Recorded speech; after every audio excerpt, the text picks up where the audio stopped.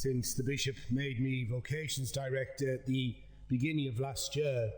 It's been a bit of a challenge, to say the least, especially as I had one young man prepared and ready to go to seminary, and just as he was about to do so, he came to see me and I said, "Oh look, you just got to sign these papers. All you've got to do is do this, and I need to see some of your documents."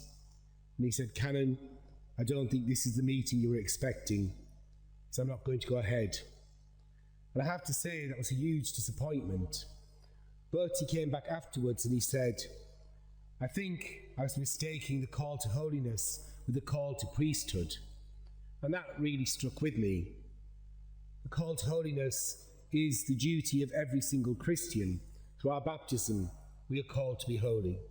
And I've reflected very much upon the words of St. Francis de Sales, who said, "We are called to be holy, but the way in which we live out our holiness has to be different. The way in which an enclosed nun or a monk lives out their life and their prayer life has to be different from the man or woman who goes to work all day, every day.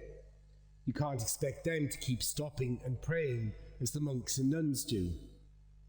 And I suppose in some ways it's similar for religious sisters and priests as well. We don't have the same vocation, and so our lives are lived differently. But all of us trying to listen to the voice of God, and all of us trying to follow what he wants us to do. And that is ultimately what it means to be true to your vocation, and ultimately to be true to the call to holiness. And I've been very blessed that we've got 5 or 6 men interested in the diaconate at the moment, 3 of whom are already training. But the worry is there are none coming forward for priesthood. We have to ask ourselves why this is. Because without a priest, then there is no Mass.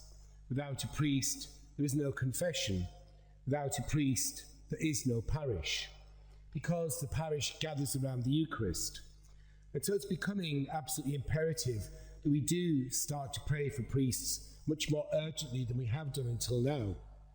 And I know it's been common in the past to speak about every vocation, which is right and which is good. But we need to address the vocations crisis within the priesthood. It's perhaps not as urgent as it was, or as urgent as it seemed, because some churches have closed down. We've realised that in actual fact, we don't need as many parishes. But nevertheless, at the Chrism Mass, just in Holy Week, it was shocking to see how many priests looked old, and I include myself in that.